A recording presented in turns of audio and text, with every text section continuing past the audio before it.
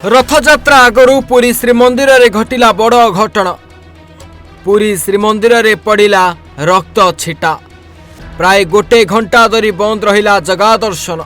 कहा देहरे आघात लागिला, कहार कौन हैला, किंतु श्रीमंदिर धुकुड़ी द्वार पखरे जो भली भावे रक्त छिटा पड़ी ताकू नहीं जगार नीतिकांति बंद हेबा सह जगा दर्शन भी गोटे घंटा काल बंद रही।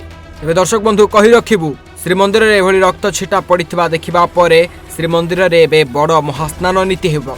तेबे आज सावित्री अमावास्या रहिथिबारु प्रबल भक्तंक समागम होइथिला। तेबे समागम भितरे भक्तंक भितरे ठेला पेला हेबा सह कोनोसी कारणरू केही आघात होइथिबा सूचना रहिछि।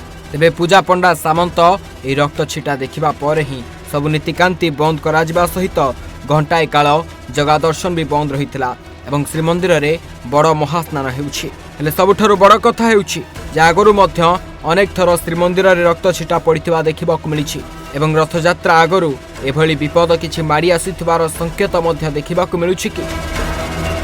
पुरी शशांक महापात्रଙ୍କ report Odisha Bhaskar. J&T gems jeweller special Savitri offer सुना गहना गढ़ा मजूरी मात्र 569 टंका। आ यही ऑफर केवल 24, 25, 26 मई पर्यंत उपलब्ध अछि।